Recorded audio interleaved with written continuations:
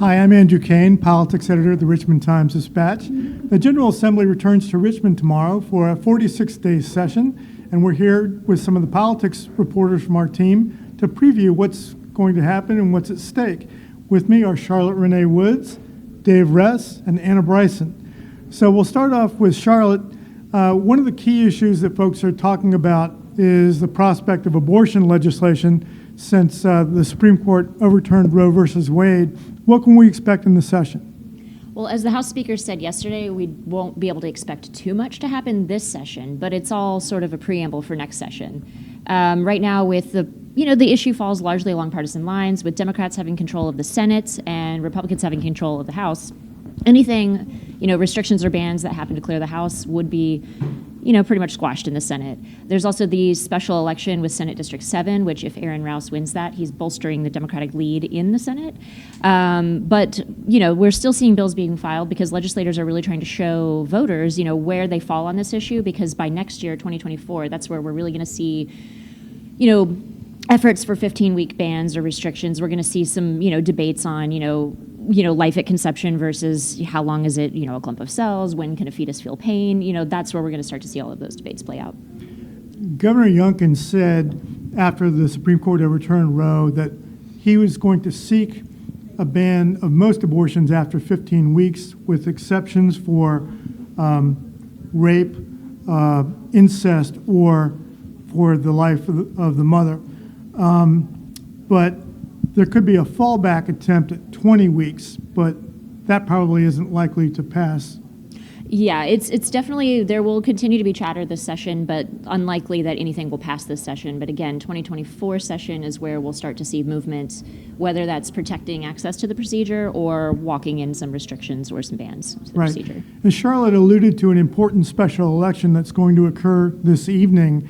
There's a special election down in Virginia Beach for the seat of Jen Kiggans.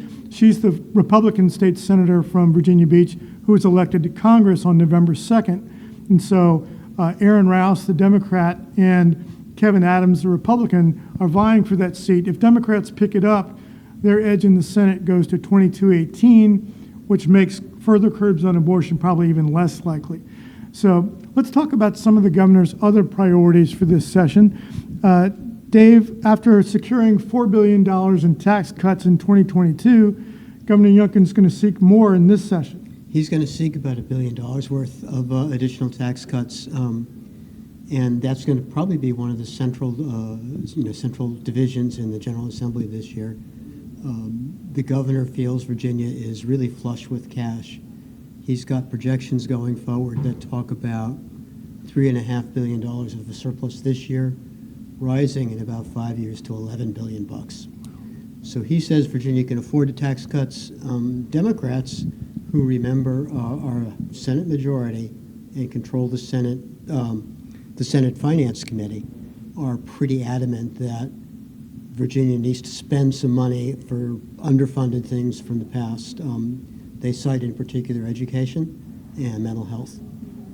What types of tax cuts are the governor seeking this time around? Well, the popular one is individual income tax. So he wants to roll back the top rate, which remember in Virginia starts like 17 grand, to 5.5% from 5.75%. He wants to bump up the standard deduction, which is probably where the real muscle in tax saving comes, to $9,000 for single, $18,000 for joint. And here's where I think the most resistance is going to come, and he's going to have a really hard time doing it, is he wants to cut the corporate income tax from 6% to 5%.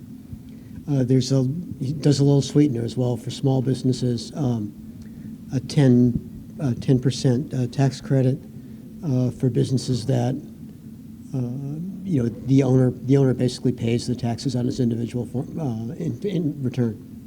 Okay. And one of the governor's other priorities for this session is work on the mental health system, particularly behavioral health. Of course, everybody knows we had the back-to-back tragedies late last year with Virginia Tech and at the Walmart in Chesapeake. Dave, what are some of the changes that the governor is going to seek to make to try to bolster the mental health system? That's a really interesting one. Mental health has been something that's been kind of underfunded and gotten limited attention over the years. The governor wants to take about $230 million bucks and direct it largely at what are called crisis services. It's going to be stuff like mobile teams to respond to people who are in a crisis and melting down. And crisis in Virginia means an imminent risk of hurting themselves or others. He wants to set up centers where people can go, and he wants to be sure there's more beds in hospitals for people to go to. This is something that Speaker Todd Gilbert is saying is something he expects there to be real bipartisan support on. Everyone agrees it's past time to do something about mental health in Virginia. Okay. And that $230 million that you referred to, that's just the first year of the program. Yeah. So that would be continuing. And of course, part of what's going to happen with the debate about taxes is going to be Democrats are going to be pushing and saying, we need to do more. Cree Deeds, the state senator from Bath, is already talking about, we need to start doing more stuff in the community, the more the preventive, more of the let's help people before they're in a crisis.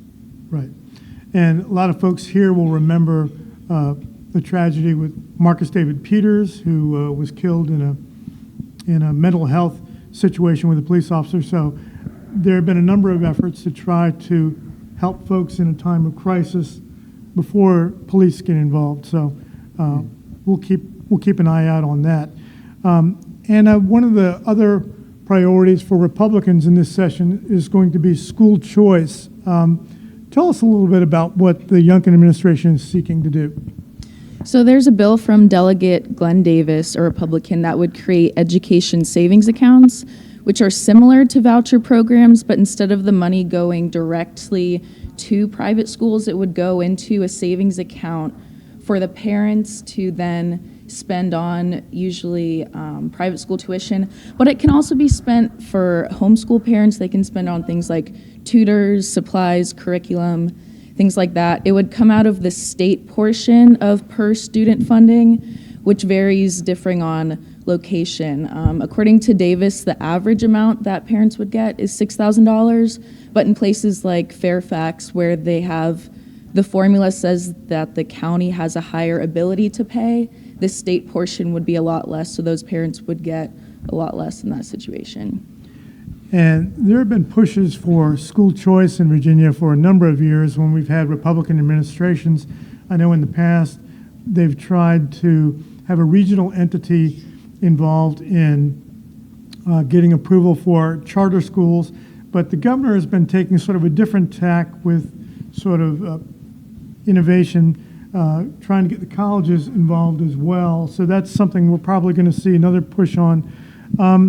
That's not the only area where we're going to see some hot button issues involving education. What else do you think we expect to arise in this session?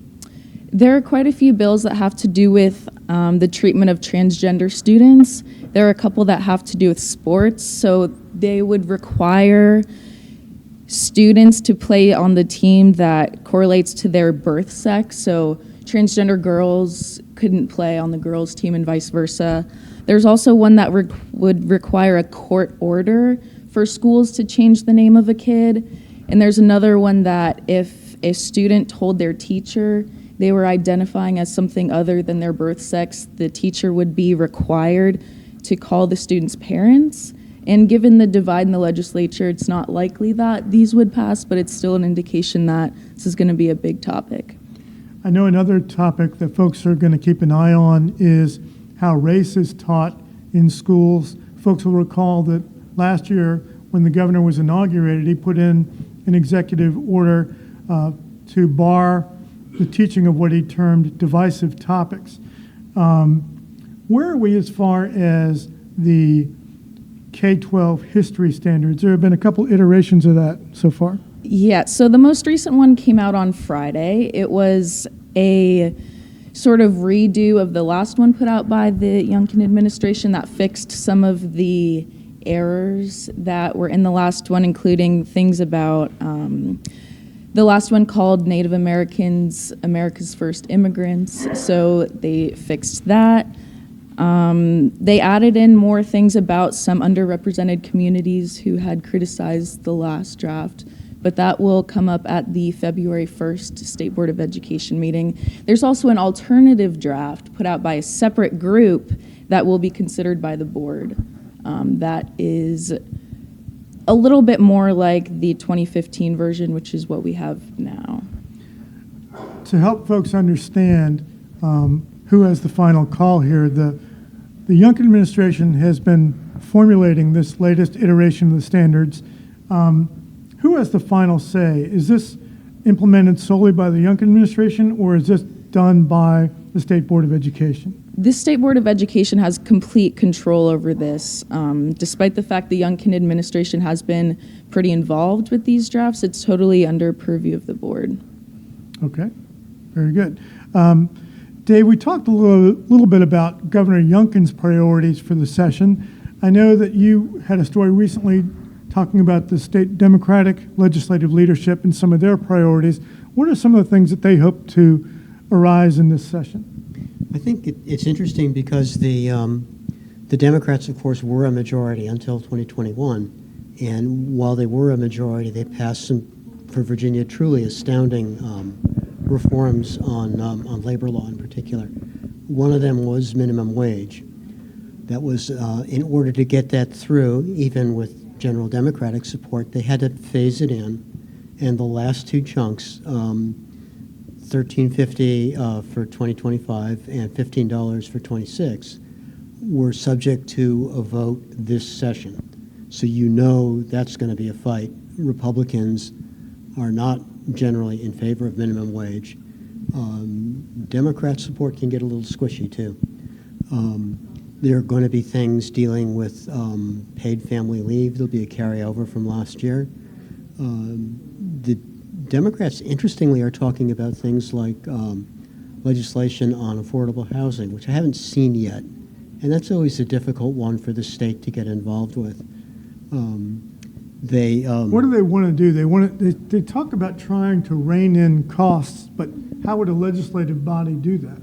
I think it would have to be, but again, I haven't seen this yet. You know, the governor has talked a lot about affordable housing being something you solve through regulation. And the regulation that really affects that, of course, is local regulation, zoning, that kind of thing, which the state can't really do anything about. The counter is likely to be, let's talk about funding through the state, through programs, you know, basically through things like the housing and community development, grants, loans, that kind of thing. Haven't seen it yet, so that may be maybe a long shot. It would require some synergy between local governments and state government for sure. Yeah. I mean, you know, well, actually, some of us are old enough to remember the car tax debate. The idea of the state telling local government what to do, what you can tax, which may come up again this session too, with the grocery tax, is always sort of fraught. To briefly go into the Wayback Machine, Governor Jim Gilmore, Republican who served in the late 1990s, proposed doing away, or actually did do away with the car tax. This is the personal property tax that you pay on your vehicles, and this was particularly onerous in Northern Virginia, where the tax hit in November, right as kids were making their Christmas lists, and parents were sort of aggrieved at having to give this big check of $700-800 all right before Christmas. And so that was a popular initiative. It helped Gilmore get elected in 1997, but in order to try to make the localities whole, they created a big hole in the state budget. So there is wariness in the legislature about trying to get involved in localities, what they perceive as localities' prerogatives. So we'll see how that transpires here. Dave and Charlotte, another area of interest is the broad spectrum of climate and utilities issues. Let's start, Dave, talking about some of the interesting moves regarding regulation and rates for the utilities. What's going on there? Well, I always think it wouldn't really be a Virginia legislative session if we weren't fighting over Dominion and its rates. The latest is really kind of interesting, though. For several years, probably going back to 2007 when we ended the deregulation, Dominion has pushed very successfully for looser oversight by the State Corporation Commission. This year, as the political will generally among legislators has grown for doing something to rein in electric bills and to enhance the authority of the State Corporation Commission over rates, there are bills that have been introduced. But interestingly, Dominion is introducing a bill that in elements of it would increase State Corporation Commission control over rates. The effect could be really kind of interesting. One part of it would deal with what are called base rates and could give the Commission some authority to push these down. They've been locked since basically 2007. If you're interested for what people say is the typical residential bill for 1,000 kilowatt hours, base rates are about $70. The wild card is what's going to happen with something, with basically a bunch of surcharges. There's 24 of these. They call them riders, RACs, the usual acronym. The Dominion bill would start bringing these into base rates, and the effect of that on what your rate would be is hard to tell right now. And there's particular interest in the rates right now because we have a giant offshore wind project from Dominion that is the largest in the country and would be one of the largest in the world. And that's also having an effect on what all of us ratepayers pay. So it seems like there's something of a consensus building that there needs to be sort of a return to some sort of oversight of this sort of regulatory posture. Have you seen that as well? Yeah, because then, the SEC, when they're doing their audits of the rates. State Corporation Yes, Commission. the State Corporation Commission, when they're doing their audits of the rates, they'll be able to say, okay, you're overcharging, okay, you're undercharging. And it just keeps it more, it keeps Dominion more accountable, other utilities as well. And then it keeps things more transparent for customers. And Dave, just to touch on that, with the huge wind project off of Virginia Beach, there was a recent resolution among the stakeholders of a way to try to tamp down on the performance. Can you explain that? Sure. This goes back. The State Corporation Commission had really its hands were sort of tied as far as basically approving the project, which is quite expensive. It's like a $9 billion project.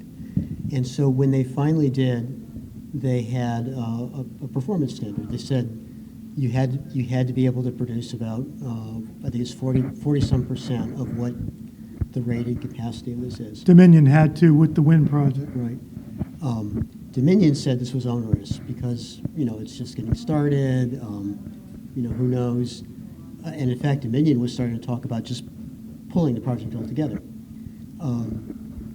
We had some negotiations where the performance standard went away, and instead Attorney General Mayares and some consumer groups negotiated a kind of agreement about cost overruns should the project end up costing more than $9 billion. And these would be, the initial overrun would fall on customers.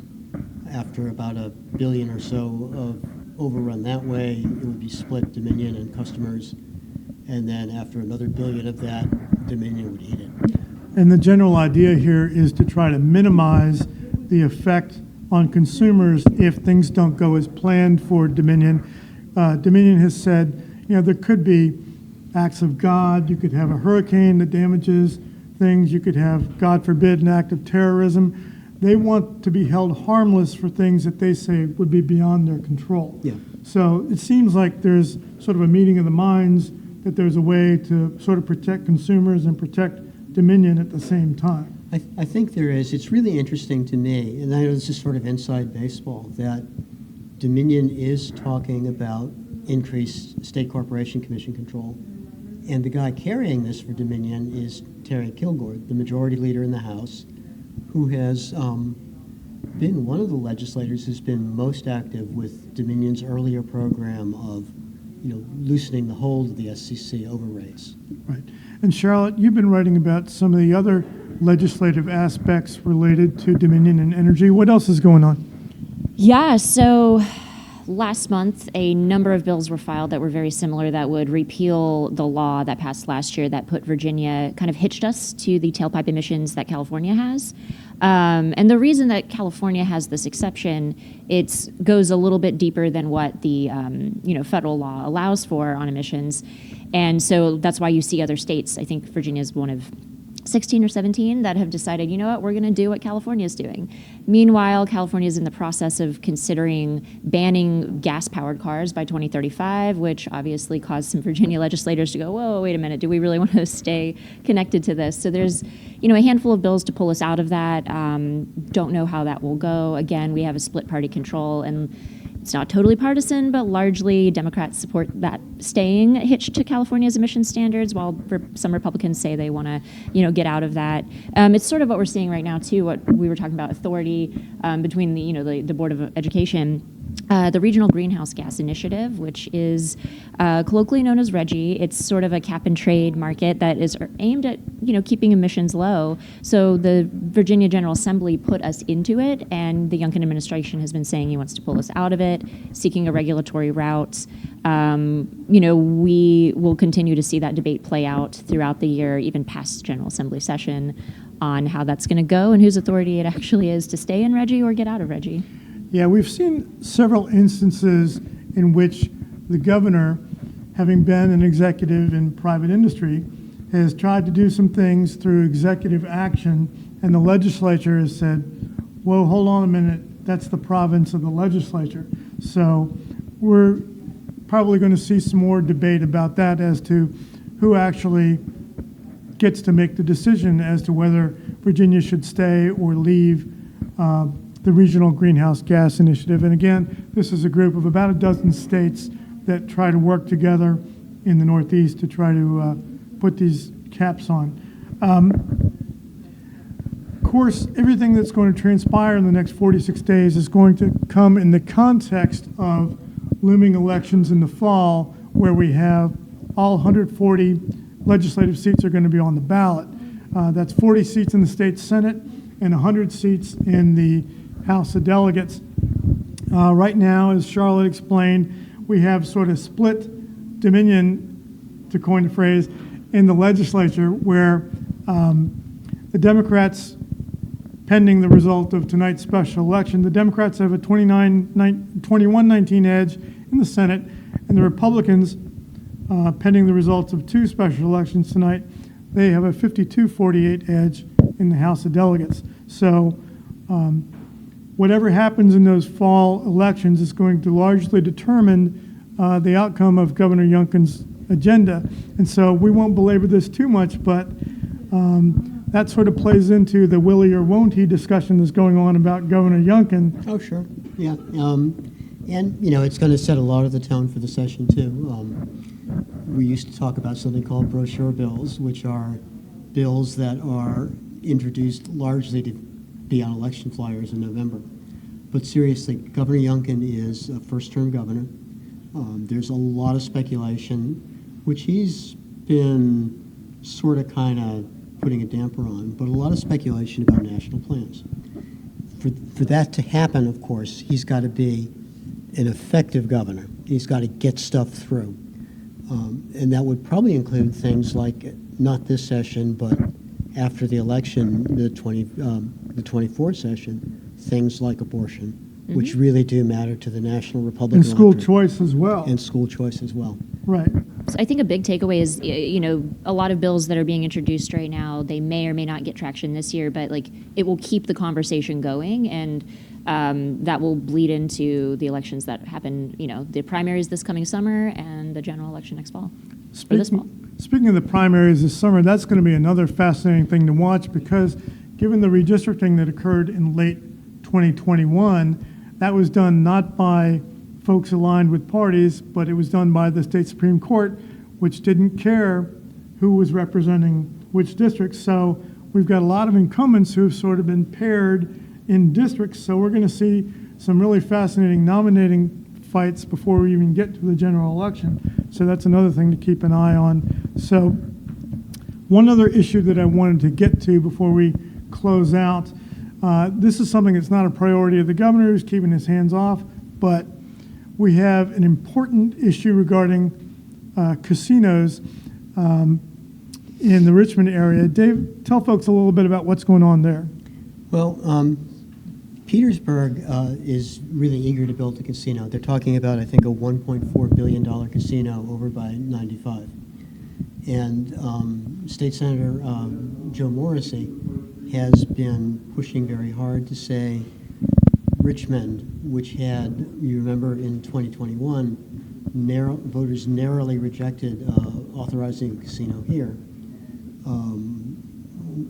Joe Morrissey wants to be sure that Richmond doesn't have another vote that while Petersburg is trying to set up its casino. The reason why is that Petersburg and its developer Cordish from Baltimore are really convinced that a casino there and a casino here would simply be too close together.